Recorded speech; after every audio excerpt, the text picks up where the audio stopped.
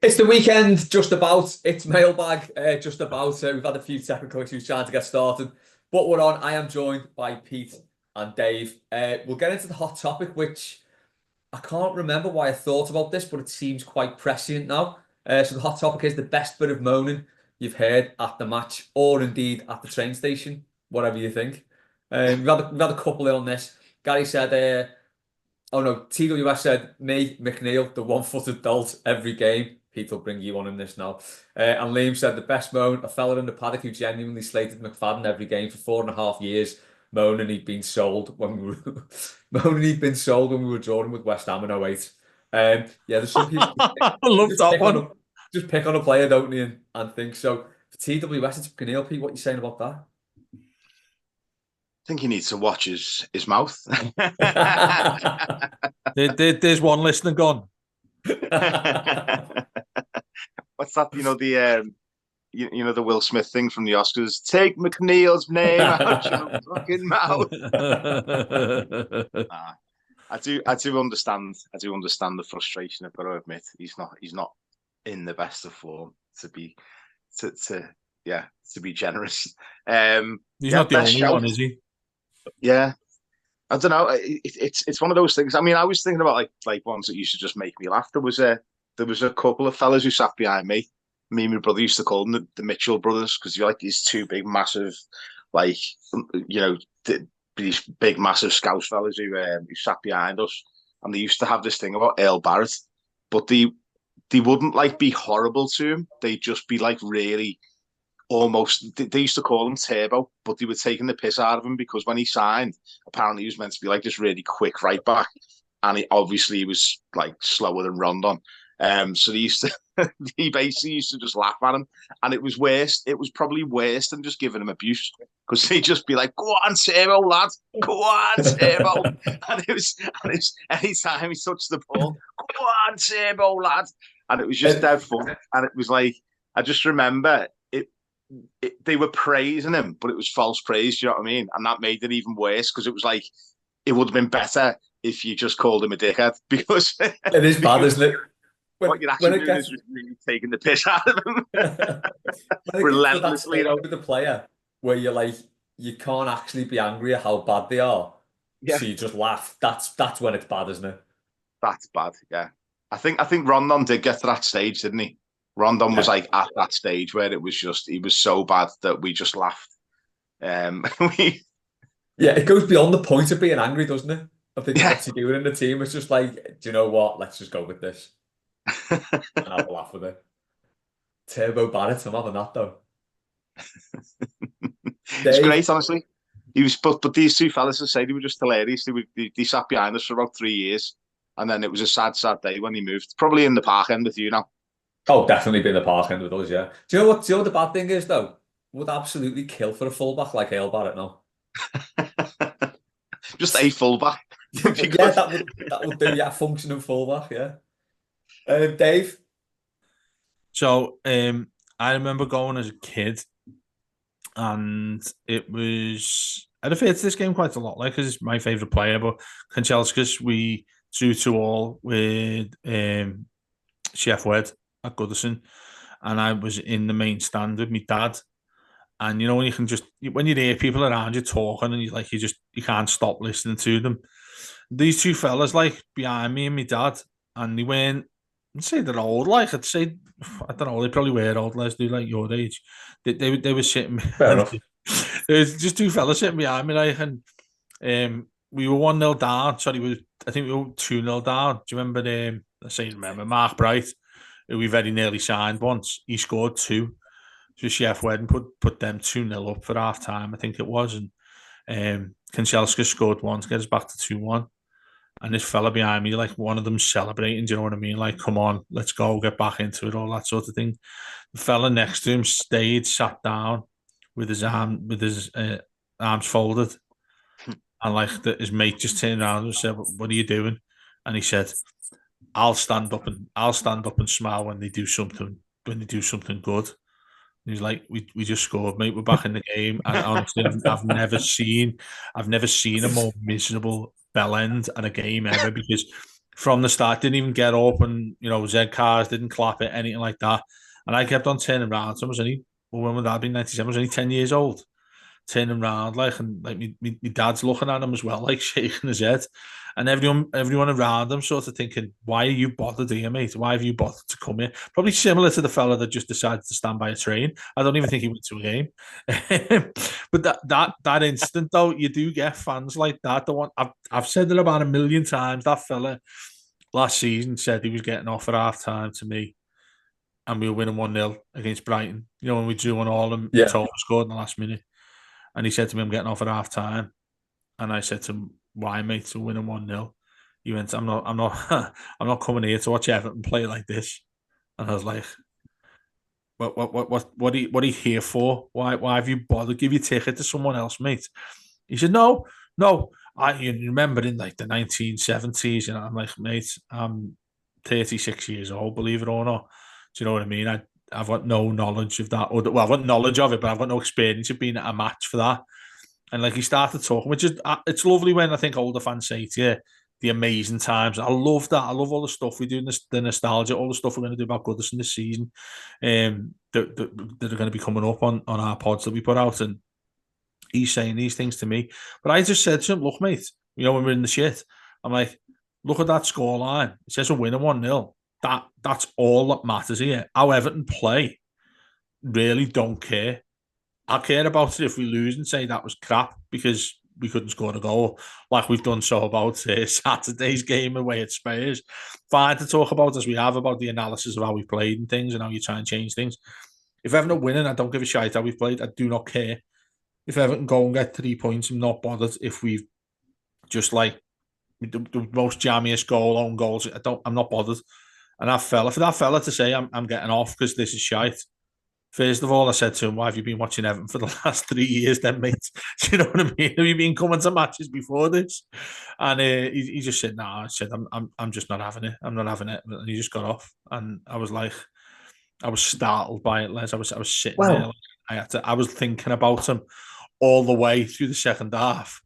And then when Matoma equalised, I was like, how fucking clever is that fella? He's on to it. I should have done the exact same thing and gone for a pint with him at half time. Yeah, he's back home now, comfy and everything. Oh, he's laughing his head off at all of us who stayed there. Can anyone seriously say they started following Everton for the scintillating, blistering football? No, if that's the reason to get into it. There's one time, well, a couple of times when, peak Moyes, we looked decent, like 08, around 08. I remember that when the season when Kale scored his overhead. Everton were class. Everton were boss to watch. Everton were great to watch towards the end of his tenure. You remember that last season? I think his last home game. I think West Ham. Mirallas scored this wonderful goal. I remember Moyes just got up off his seat and started clapping and saying, "What a goal!" and all that. We started playing some scintillating football there, and we did so obviously in Martinez's first season. Other than that, it's been a sack of shite, hasn't it? If we're all honest there. But yeah, you're absolutely right. You don't turn up at Everton to think, I can't wait for this. Anyone put the broadcasters like Sky and all that. Think, we've got this quota of teams we've got to feature at least 10 times in a season. Can we just put Everton last? Can we just make sure Everton are against the side where they could potentially, there'll be a few goals in this and a few chances, and Sean Dyche actually has a team that can attack at some point. That's you're not in it for that. You're in it for loving. It's your life, isn't it? You know what I mean? We've spoken about this. Look at the prices at games. Look at everything you have to do to get to a game these days for many people. It's not for the want. It's not for the it's for the want of doing so, but it's not for, I know Everton are going to be fucking brilliant today. Don't do it for that. Look at how many times we've spoken about the 5-1 against Brighton, and it was now 2 seasons ago. Yeah, and even then you couldn't settle on the fact that Everton were tearing Brighton apart. It was still got into injury time, 4-1 up. Seen this go south. It's take a draw. that Newcastle 2-2 one's the one that's always got me. That when that happened, that makes me think if we were 2 goals up and you go into injury time, particularly these days where it's normally 7-8 minutes, I cannot sit 2-0 up against the shite. I was still not comfortable because you just know there's that feeling. There's still that tiny bit of doubt that gets inside you, and I'm like like the way the end of the game when you 1-0 up and everyone's booing the ref and blowing whistles themselves. Yeah, I was doing that myself when we're 2-0 up and there's a minute left. I think like, blow your fucking whistle. Do you know what I mean? You're 2-0 up. I think the most damaging thing about that Newcastle result was I can't remember us absolutely annihilating the team like we did that night. Yeah, We apart. murdered them that night. They should never have been within touching distance of that game. And you think 92 minutes, 2-0 up, they shouldn't have been. So I think that's why that was so damaging, because it wasn't like we just scored 2 breakaway goals where it was a close game. We absolutely battered them. And then to draw that one, for anyone who was there that night or was watching, that's going to be like etched on the psyche forever, isn't it? We're never going to be able to settle with the result. That's as much as we laugh at that. That's so true. That game goes to my mind a lot. I know it's very, very, very rare that we're ever 2 goals up going into injury time, but I tell you what, mate, I'll never forget that game for that exact reason. That was sickening. It's a good job it meant nothing, but it was at the time I felt ill, like literally felt ill. I was like, I don't even want to go again. I referred to that lad against Brighton. I don't want to go to games anymore when that happened. I just couldn't. I carry on. Just do something else, Les. All right. Well, I just got the best bit of moaning I've heard at the matches. I think I've spoken about him before. There's some Al Skinner who sits back row, like a few seats down from us. And is that the fella who was at Euston train station? It wasn't him, no, but I wouldn't have been surprised if it had been. He's the angriest fella on the planet, to swear down. He's like, do you remember Stressed Eric, the cartoon, where the vein popped out of his head? Yeah. I feel that's going to happen, and that's what he's like. He gets so stressed and angry at like just the slightest things, and he shouts, and like last season he was like picking fights with people a few rows down ahead and stuff, and it was like, don't, like, why'd you bother? If it gets you this, I mean, we all get dead angry, and we've just been doing Blue Monday, Dave, haven't we? And like said, we all have a bevy at times and do stupid things we regret, but it's like when you turn it up and you're getting that angry at like just stuff at the game, and this is like, it looks like his head's gonna explode angry. It just just take a step back. Just don't bother for a bit. Go and do something else. I know you can't tell people how to support the club and that, but I just think if it's having that effect on you, it's really not good. It's not healthy for you. But yeah, he's the angriest man on the planet, and I think, I don't know if he maybe had already left before the end of that Newcastle game, but I would have loved to have seen his reaction to that. That would have been that would have been box office. You're sitting by you, mate. You're probably in your car by the time you left anyway. You. Yeah. Well, I've already left in 80 minutes. Already. Love was like, oh yeah, I left at about 25 minutes to go. No, so for that Newcastle game, we were actually walking down the stairs just as they scored the first one, and we were pissed off because it's like, oh, we deserved a clean sheet there. And then by the time we had a burst and was on the way out the ground, they'd scored 2. So I blame myself for that result, by the way, because I've got, like, I think I've said before, I've got like this horrendous record in the park end where, because I've had my season ticket in the main stand for so long, it's very rare that I sit anywhere else. So in the park end, that was my 9th game in the park end. I'd lost all 8 up until that point. So Jesus. When we're 2-0, yeah, exactly. So it's like, I think one of them was on pens against, I think it was either Crystal Palace or Sunderland, where Kevin Campbell skied the first penalty. So like, I had a really bad record in that park, and then I'm looking at it thinking, we're in injury time here. I'm about to see us win from the park end for the first time in my life, and then that happened, and I was like, so yeah, my record still stands as 8 losses, 1 draw, but the draw being the Newcastle one where we're 2-0 up in injury time. Basically a defeat. You're not sitting there this season, are you? You're not planning on going in this season. I'm never going there again. I'm never ever going there again. Although we are setting up a tifo there for Kevin Campbell, ironically, in for the Bournemouth game. So sound. Yeah, so I'll be there for the start of it, just before kickoff, and then I'm running around the main stand before. Get out before kickoff. Yeah. Yeah, exactly. Yeah. Definitely. I'm still cackling here at TWS, calling McNeil a 1-footed dolt. Amazing. 1-footed dolt. you remember the fella as well? He was like, there's a video and he goes, "Yo, man, Sidibe," and he's get out to him. Oh, mate, that's class. That is the one of the thing is though, when you look at it, that isn't his man. No. Oh no, but I know, yeah, it it's is. a really good position for a fullback. Yeah. Just tucked in. Like, if he goes out to the man, he leaves a massive space in behind where he can easily get in behind us. It's the voice though. It's the voice. It's the same as that fella. I think the commentator even said that was a fucking hell, that's well. It's your fault, and he wasn't even there. The match of the day too. It was like too good, too bad, and it was like still not that well. That was it. What was that? The one, "You rubbish, Atkinson." It's like, you rubbish Atwell, and then he says, "You couldn't referee a game of tiddlywinks, you clown." And he's sitting at home having a cup of tea. But one of the best was, Jordan, I think it was like when COVID started allowing us back in, and you just hear some fella going, "Fucking shite!" Just screaming as the loudest he can get his voice at the back. Back of the Gladys. I love it. Honestly, I absolutely love it. Was that the there's a fella who's always on, who's always gets picked up on the. It's probably the same fella who said the Atwell thing. You just hear him constantly, just getting picked up by the microphone. These fellas just must have shit behind the microphones, the commentators. And there's the one where Baines gets booked, isn't it? What the fuck's he meant to do, referee? Disappear? That was it, yeah. Someone ran into him. Someone needs to put a collection of this together, like the last season of Goodison, the shout you hear. And do you know, that's another question I think we had in the past. I can't think of a set this answer.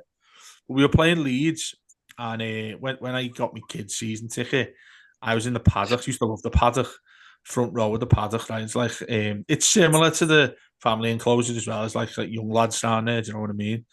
And there were these older fellas. I say older fellas, like adults sitting behind us. Me and my mate from school, like 12, 13, with our season tickets, which were like 90 quid for the season. By the way, this is in 03, 04, I think it was. And we were playing Leeds. And there were two things I remember about sitting there. One of them was the Gary Kelly. What's his name? So, is it Gary Kelly? Yeah, the Irish fullback. Yeah, the Irish fella, like the porno tash. Him, right back for Leeds. And he come to take a throw-in right in front of us. And you just hear some fella from the back go, "Gary Kelly, you idiot, I've got some scrap in my yard for you." The most random shout I've ever heard, right? And then the best one by a mile, we were playing Villa and Steve Stone, right wing for Villa. Sort of ironic now, given that he works for us. And you just heard some fella behind us saying, "Hey, Steve," he come over to take a throw, he's right in front of us, and he goes, "Hey, Steve, is that your weight on the back of your shirt?" And his number was 26. 26 stone. 26 stone. Right? It was class. And you know when you don't, you have people behind you, and like sometimes you dare not to turn and just like get them in their eye line and all that. There was a booming voice behind us, like a couple of rows back, and you'd never ever saw them and never turned around. So kids didn't want to turn around. Do you know what I mean? And the voice, you can imagine what they're like as people, what they look like as people when you're in, like radio, you listen to people on the radio. Like, obviously I do this now, but people listen to me on radio and where people wouldn't know what I look like kind of thing if we didn't have social media, which it wasn't the case back then. And there was this fella, and I just had it in my mind that he was going to be a big man. Do you know what I mean? Because of his voice. His voice was amazing. And it turns around on the last day of the season, and he just shouts, and he went, "This is fucking shite. I'm going to throw me lighter at you in a minute." I was like, "What's he saying that for?" I'm not joking. Turns around, and he had it was like an urn the size of this lighter that he had. It wasn't Paul Bearer. Mate, honestly, but a lighter.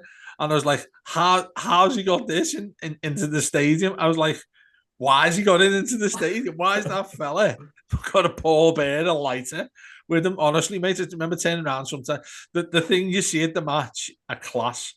We'll do a show on this later in this season when we leave Goodison. We'll do a massive show on what's the funniest things you've seen. Was it just a normal Zippo and he was dead small?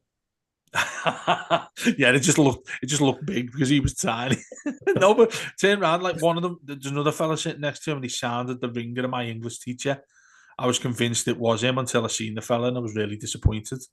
But the shout you hear in and around you is just, I'd pay just to sit there and listen, you know. Yeah, there's nothing better than the lone voice, is there? Oh, it's class, mate. It's so good. Just fucking it. It's going to be up there. Yeah. Oh, incredible. That's the best video. I think that's my favourite ever Everton video. That just fucking it. So he does. Yeah, go on. Sort of on a sort of subject we just touched upon there, with Dice perhaps critical of fans. This is from TWS. With Dice perhaps critical of fans leaving the Brighton game early, only for him to then exit Prenton Park 10 minutes before time. Please, could you tell me about Everton-related hypocrisy that does your head in? People fuming about Dice calling Everton fans out for saying the 0-0 thing, and then a few days later, we've got knobheads in the train station literally giving shit to the same players. It's like, I understand that you're going to be frustrated, and obviously if you've travelled down to London and you've watched that performance, you're going to be pissed off. But there's ways to go about it. Like, yeah, that for me is like, come on now. I always think, say for example, if that was a bunch of like Liverpool fans or United fans stood on the side of that platform giving our players shit, we'd be fuming if they were saying, you know what I mean? But then I saw something the other day that said, it was brilliant. It said something like, we know we're shit, but only we're allowed to say we're shit. If anyone else says we're shit. Oh yeah, that's how it works. No, it is. That is true. That, you know, it's so many like people in work, you see people like on social media who always take the piss out of Everton. And they'll say, you're shite, that ha Everton is shite, you haven't won anything since 95. To just reply to them, you spot on, mate. So I'll tell you worse about this club. Say anything you want, and I'll let you know that this club is worse than what you're telling me it is. Do you know what I mean? That's where the lack of pride of being an Evertonian works in your favour when you're applying to people who rip us apart. Yeah, I had this the other day as well when Sean Dyche, he suddenly got this thing about saying about, you know, and people, you know, all the fans were talking about Europe.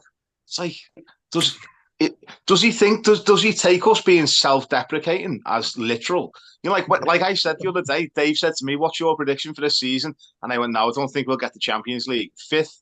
And I was like clearly taking the mick. Like, you know what I mean? But I don't know whether he sees like us taking the piss out of ourselves and thinks, oh, them fans think we're going to get top 4. Like we won. What was the game? Did we win in pre-season? No, we drew in pre-season against Roma. And after I saw Tim Irabunam, I was basically saying, we're going to win the fucking lot. And he's the second coming of Patrick Vieira. He's brilliant. But, like, I mean, I don't really mean it. Like, you know what I mean? Yeah. But I think Sean Dyche sees these comments from us, like, taking the piss out of ourselves and just takes it. He's obviously just taking it too literally, because I don't think anyone really genuinely thinks that we're going to be challenging for Europe this season, or didn't before the start of the season. Yeah, I think you do get, and I'm one of them, disillusioned with a lot of stuff throughout the season. It's like I said on my predictions, I said Sean Dyche won't be the Everton manager by New Year. I still stand by that, not just because of the 2 results that we've had, but I just think just the way the club is. But that's by the by. But some of the things you say and you go back and think, wow, even if it's not wrong, what you've said has just been pretty outlandish. Do you know what I mean? And like you say there, Pete, I think you've perfectly analysed that. The way in which people think what you've said is particularly literal. I get it with social media, because they're only reading words on the screen, so they might think, oh, this is serious and all that. But then, like, that's why I try and resist from doing that, like I always did back in the day, and get some serious abuse. But when people go far too literal to what you said there, but I think what you just said there, mate, is perfect for what things are like. Firstly, in social, but secondly, what people think you actually are as a human being. Fucking, you actually, like, is there something wrong with you to think that you really meant that? Do you know what I mean? I have to clarify. I don't really have a Dwight McNeil statue in my garden. Do you know what I mean? Do you know what? You've just finished yourself off there. You know what I just said there? I was giving you a lot of praise for, but you saying that you like that player, you've got a massive issue. You've got a serious issue with that, lads. You know, I'm being honest here. I just love how much you want you. Honestly, Blue Mondays, well, when people listen to this, Blue Mondays out. If you're listening to me saying as soon as McNeil got the ball against Spurs, he decided to sprint all over the pitch back towards our goal. Yep. And every time I see him, I think of you anyway, but I thought, I want to video this and show Pete that there's something, he's not good. He is not good, to put it mildly, to Pete, and I just want to see his reaction. But look, he looks a little like bashful now, doesn't he, Les? Have you noticed? Well, look at his little face whenever you mention McNeil now. It's fine for Pete to slag McNeil off. We can't, though. No one else, They're the rules. Yeah, that's it. That's Everton. That's the way Everton is. I'm going to go down the Chemical Alley Road, in Iraq, when they were out, when like the American tanks were behind them, like entering Baghdad, and he says the Americans will never enter.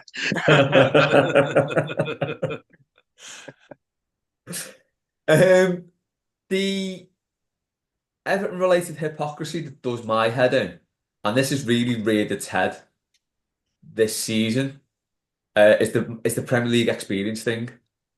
Yeah, it's just so it's not. I touched upon this in Blue Monday. It's not just Sean Dyche doing this. This is Everton in a nutshell when they're looking for a manager as well, or they're looking for players. It's like, let's get someone with Premier League experience every single time. And it's just like, why? Why do you need experience in this league? I can see maybe need experience in the top division. You can't bring someone in from League Two necessarily to go and manage the club or, play fullback, though. Maybe we could do that. But yeah, it's just this whole thing about Premier League experience. And then, you can't get Premier League experience without getting Premier League experience. It just none of it makes sense, and it's really sort of, I don't know, it's really reached a crescendo this season, hasn't it? With especially Saturday's game and stuff, and sort of thinking, if we're gonna concede 7 goals in 2 games and not score, I'd probably sooner see a load of reserves who you don't think are ready than the team we've seen concede 7 goals and score now. So yeah. I find that all very weird. It's like Carlton Palmer made a career out of it, didn't he? Where every single team, he used to, every team who got promoted just signed Carlton Palmer. It was like a gimme. He ended up playing for about 8 different clubs because everyone who came up just signed him, got relegated, and then he just went to the newest promoted club in it. And they were always talking about his experience, his experience of being crap. You know what I mean? I look at this and think, but the argument's kind of mute when you're talking about players who we know can't perform at that level. Yeah. So you're saying, I don't know if this player can, but I do know for a fact that this player can't. Do you know what I mean? Well, so, yes, that's it, isn't it? With that one who I don't know. Hey, at least I know what I'm getting with him, and it's shite, but I know what I'm getting. That's the main thing. Mad. Speaking of shite, Liam's asked Maccies or Burger King. Maccies by a mile. Burger King's woeful, mate. It's shocking. The one by ours is, by the way, on East Prescott Road. So slow. But also, it looks like it's closed every time you go past it. No one's in there. But it doesn't even advertise that it's got a drive-through. And I remember the last time I've been to one must be a year ago or something like that. And I remember getting one. The only thing that the selling point for it is the burgers, isn't it? Triple XL bacon super burger or whatever. And you get it, I find the burger's all right, but there's nothing else it offers. The fries with it are crap. I think the Burger King fries are decent. It's just not for me. No, it's got to be Maccies. And to be honest, Maccies is not great, but the question's been about the two of them. Maccies, the only thing I get from Maccies, in fact, I had the Maccies yesterday, would be a chicken sandwich. That's all I really get from there now, because I wish you could get it. I know everyone says it about the sauce that they put on Big Macs. Everyone raves about that and wishes you could go and get it or make your own or whatever. I'm pretty sure it'd be quite easy to do so. But the mayo they put on chicken sandwiches is out. It's lovely. It's really nice. It's mayo, obviously, with this little tang of, I don't know what it is, but it's lovely. So that's why I stick to them. And obviously, they're a tiny bit more healthy than some of the other stuff you can get at Maccies. I think you've definitely never been to McDonald's in Upton, then, if you're talking about slowness. So this is the one by us. It's a massive, it's a massive drive-through. It's like they've got one a bit closer now, but I've never known a place to be so slow with the food. You can wait like in the drive-through 20 minutes, half an hour, like to get your food. I've been through with the most basic order. I think it was 20 chicken nuggets, chips, and a milkshake. And I got to the payment bit, and like, could you just go and park up and we'll bring it out to you? It's like it's the most basic order you can get, and I waited about 10 minutes for it. It's a nightmare. God. Well, Well, yeah, I'd have Burger King all day. I see Maccies as like a sort of a, like, my ratio of McDonald's to Burger King is probably about 10-1. So for Yeah, every same. 10 Maccies I have one Burger King. But that one Burger King is always like a bit of a treat. Do you know what I mean? Like the Yeah, burger, an XL bacon double cheeseburger. Like, there's just something about it. I feel full after a Burger King. And Maccies, 20 minutes after I've eaten, I could eat another one. Do you know what I mean? There's yeah. something about it. Yeah. That's a good point as well about the ratio as well. I very rarely have Burger King, probably because there's not one down the road from me. Yeah. But Yeah. it is more of a treat thing, isn't it? It's an away day treat. You go on away day. Yeah, That's like yeah, it is. like most away days that we go on as well. We have to find some comfort in something. So I always find that the Burger King is what like makes the day, because inevitably the match tends not to. It's a service station special in at the Burger King. Yeah. Yes, That's it. Yeah. Yeah. definitely. Mackey's in a service station just doesn't seem right. No. It's like, I just can't, unless it's a Mackey's breakfast if you've got an early dart. But Well, like, that's where I think everyone must agree that Mackey's breakfast, like there's no oh no, yeah, no Yeah. competition there, is there? The only competition you got for me is Greg's on the brekkies. Well, but then Sayers sausage rolls are better than Greg's sausage rolls. So 100%. Yeah. Yeah. With you. yeah, he's right, Les. Greg's, That one's you're saying Greg's sausage rolls are better than everywhere No, else? Sayers are better than Sayers. Greg's. Yeah, Sayers, yeah. Greg's obviously come out a lot later than Sayers, but I prefer Greg's for most other things, but you're right about sausage rolls there. And for people who don't know what Sayers is, if you're out in Lancashire, it might be called Hampson's. Oh, Really? Yeah. Yeah. I didn't know that. Yeah, so if I've been in Blackpool and it's got the same signage and it Sayers, but it's called Hampson's. Yeah. And I don't think you get them down south. Yeah. What about the Pound Bakery as well, is it called? That was Sayers stuff, wasn't it? That, mate, do you know what? At the bottom of the tower there, that was what they had next door to it. There was Greg's the other side. Yeah. And you go into the Pound Bakery and it was Sayers. Well, the one in town is now a Harry Potter shop, isn't it? So the other one opposite Costa. That where you hang around, is it? Yeah. Remember there was a Pound Bakery opposite Costa in Liverpool 1? Yeah. That's a Harry Potter shop now.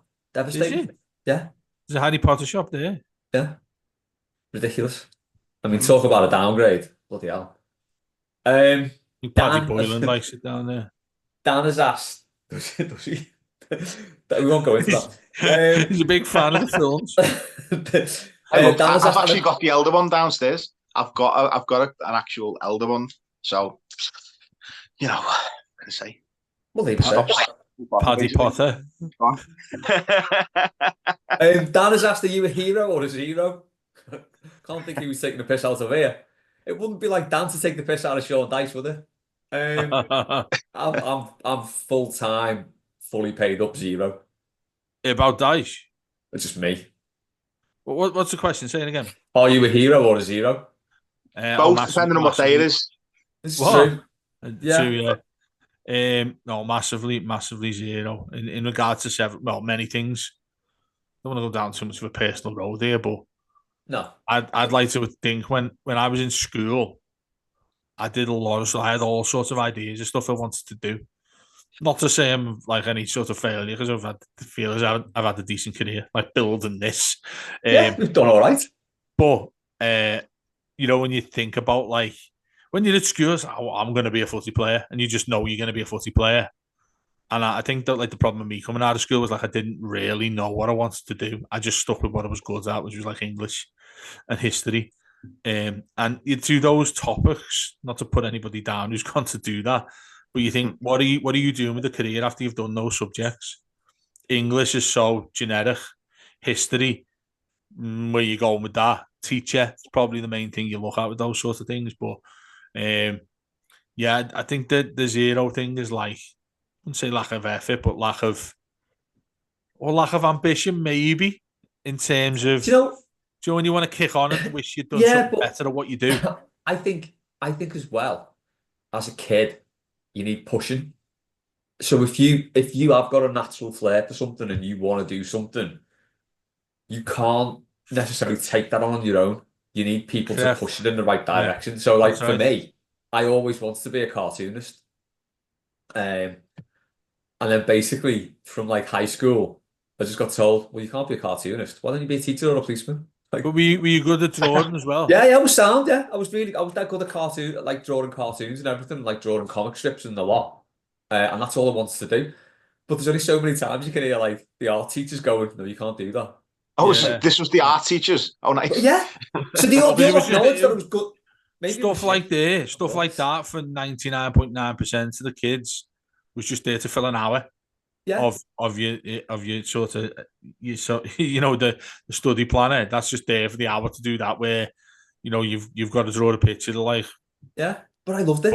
Bugs Bunny, and like they'll say, yeah, that's sound, and you get off. Yeah, I loved it. I was decent at it, at like art in general.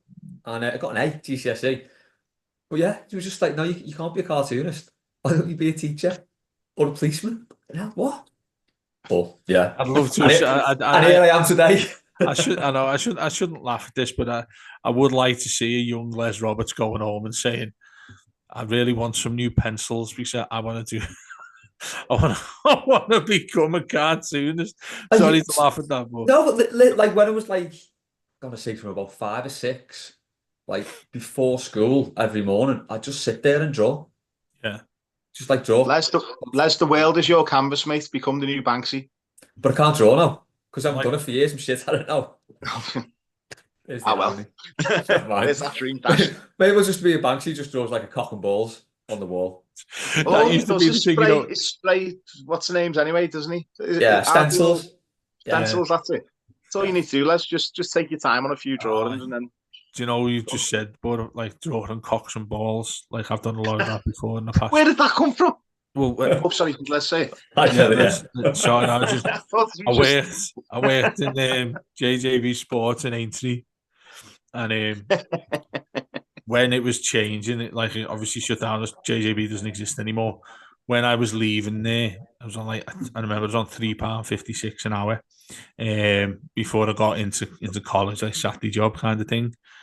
And when I knew I was leaving it, right, and they hated me because I was a lazy bastard, just did nothing.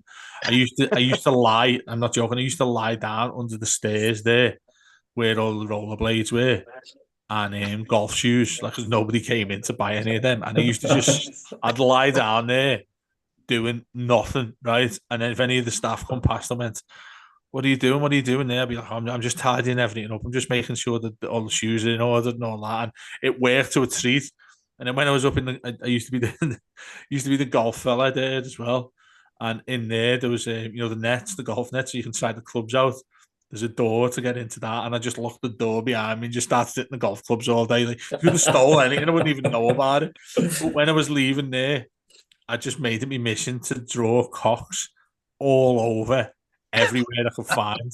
So obviously in like the warehouse part of it, all the shoes behind the wall and all that, no one's ever going to see them. I just drew cocks. Everywhere I went in that place, I'd draw cocks. And it never got found out. And then I remember when it closed down, a couple of messages of people saying, did you draw all of those cocks? I said, yeah. And they went, you're in massive trouble, because JJB's shutting down. JD Sports took over it and had a massive issue with like that, because they'd obviously have to paint over. I'm not joking. I'm not messing with every single when there's something in the way of a wall, behind it is a cock I've drawn. I'm not joking. It just It must be I'm not joking, Les. I mean, I'm being serious here. Right. Like thousands of people, like people come and shopping for like thousands. I'm not joking. I've just got this image of you going with like full Jack Torrance from The Shining, all work and no play makes Jack a dull boy. That's it, mate. Yeah, with cocks. No, but like I'd do different ones, like long ones, big chunky ones, pubes, no pubes. I'd do all sorts, just whatever. Variation is. Les, I think that relates to you with your cartoon stuff. We could work together. We could work together on this. Could be a good sideline. There we go. Make yourselves a range of NFTs and sell them. Yeah. The reason I did it, like bored cocks. A bit mad, like, but the reason I did it was because like I wanted revenge from that place for just giving me £3.56 an hour until I was 18. It went up to £4.18. I thought I want something to sign myself off. I want a memory. You said there about Banksy. I want to be regarded as somebody who did something in there. And the amount of times people, like within a couple of years later, who still work there or just remember seeing it, would message me and say, "Have you seen all those cocks on the wall?" Even if you didn't know it was me, and he'd send me photos of it and all that. I'd sit there and all like proud. You know what I mean? It was in there in uni. I was like, "That was." Did you put smiley faces on them or anything? No, just different shapes. Shapes, yeah. Prop like different shaped bellends, circumcised ones, whichever you could think about. I'd draw that.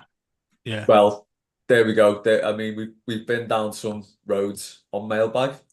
I think that could be the show's final ever cul-de-sac, if I'm honest. That's what I used to call them. Cul-de-sac. Oh, right, we're moving on. We could make all the NFTs and then sell them on the cock exchange. The cock market, we'll call them. Right, to finish, Gary has asked, ever got a job you had no experience in and excelled at? Exactly what I've just said. Yeah, there you go. Already answered that one. What have I excelled at without having a job or relevance to it? No, I can't think of any. I think that for me, the job I'm doing now. Yeah. So like I basically work in SEO, search engine optimization for anyone who doesn't know. But the ironic thing about that is I got a job doing that about 15 years ago now, and actually had to Google what search engine optimization was, which was quite ironic, really. But I got the job and I'm still doing it, so I'd say that one for me. Hence, that's why millions and millions of people listen to us, because of what you do with that, Les. Exactly. Do you know what I mean? Yeah. I need to pull my finger up, don't I? Yeah, you're just not doing enough by my reckoning there. Yeah, it's a really good question. To be honest with you, it's like the deeper question that we've received there. Refer to it again. What was it? The excellence that you haven't ever got a job you got no experience in and excelled at? I don't know if is this a dig at like Everton players or something. Gary, I want to know where you got this question from. It's a great question, but Premier League got experience. To be a dig at someone. Yes. Premier League that's it, isn't it? Yeah, Premier League experience. Yeah. Well, I suppose it's like anything. Like if anyone's ever applied for a bar job, like the first thing they always ask you is, have you had any previous experience? Or they literally say on the advert, bar experience required, and it's like, well, how do you get the bar experience without actually working in the bar? That was obviously the point, wasn't it? Particularly when you're a kid, you come out of uni or you come out of college, or even straight when you're 16, and you go for like a part-time job, and you'll have an interview, and they'll say, "Have you got your CV?" You give your CV and say like whatever your GCSE results are, and you'll be like, "Okay, you had an experience doing this?" "No, mate. I got out of school 2 weeks ago. What would you like me to? If you've got any sort of physical related jobs, I'm your man for it. You know what I mean? If you've got anything that refers to me, either like giving out, trying to sell shoes at JJB Sports, or you're with cocks on." Yeah, well, that's the other thing I was going to get to. Do you remember when you go into JJB and you bought anything, you always get offered the trainee, the stuff that you put on it, the cream you put on the trainers, and you also had to sell new laces as well.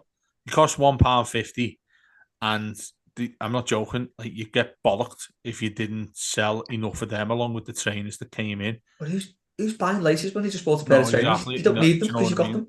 But the worst thing, you felt like an absolute twat, was going up to people who bought a pair of shoes going, I really think these laces would go better than them ones you're about to No, did you?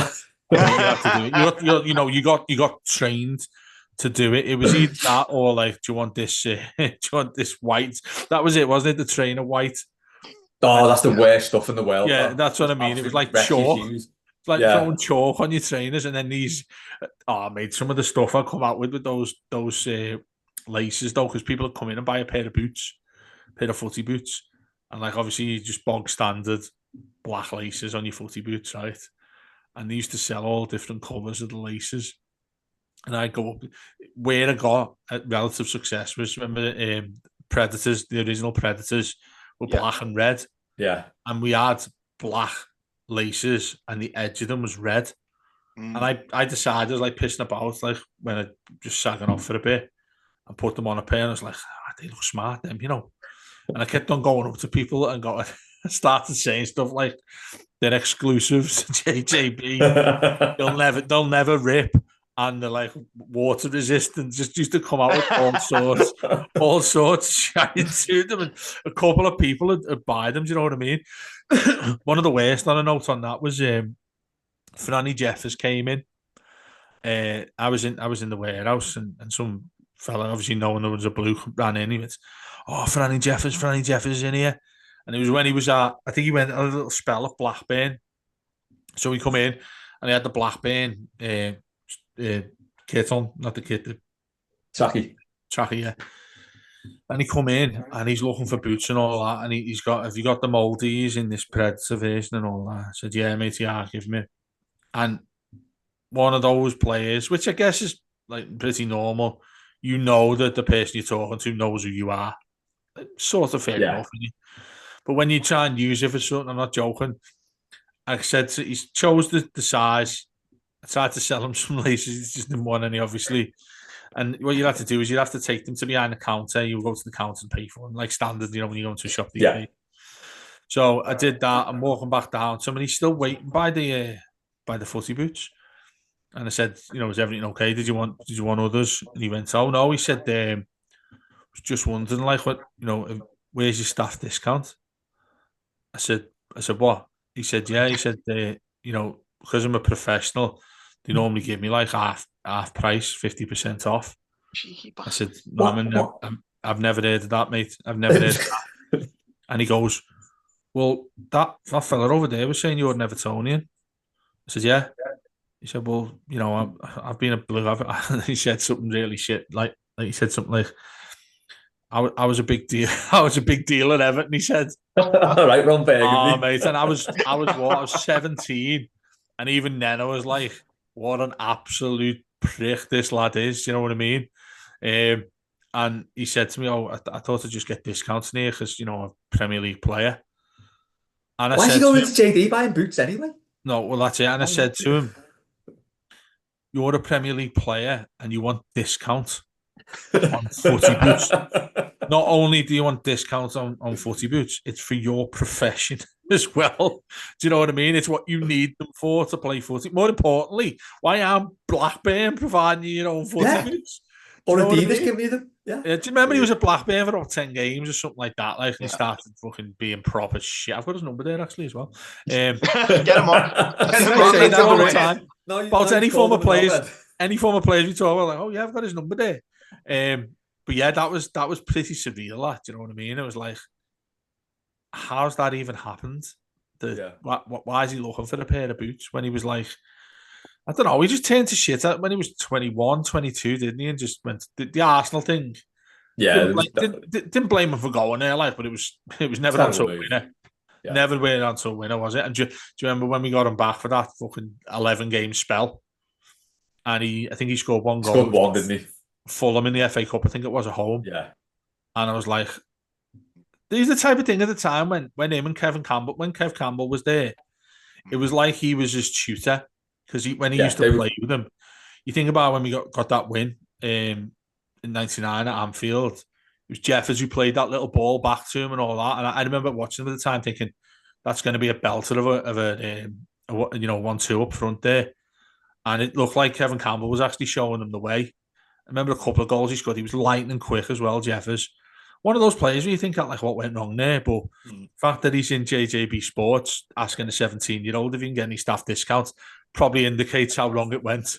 When you're a Blackburn. Did you draw a cock on it on the boot box? When he opened the box, just a big picture of a cock over these footy predators. Right, and on that bombshell, we'll leave this week's mailbag before Dave goes into any more detail on that. What are you going to call this one, Les? Oh, I don't know. I'll have a think now. But maybe, the cock exchange. Cocks are us, the cock exchange. I don't know. We'll see. Apologies to anyone who was offended by all the cock comments. But, hang on, you're saying that, mate, when I've not been on here, some of the things I've listened to on this show, and you're apologising for what I've said about cocks. It's always worse. It's always worse when you're on, Dave. There's a relation between Franny Jeffers and Cox. Let's be fair. Well, we'll not go into that right now. Thanks, Dave. But something like Blackburn Rovers don't give players footy boots. Yeah, it's very strange. That Blackburn Rovers minge bags or something like that. Yeah, just go in 2-footed on Blackburn for no reason. Yeah, Blackburn or Cox. Right. Cheers, Pete. Cheers, Dave. Thanks to everyone who sent questions in. We'll catch you next time on Mailbag.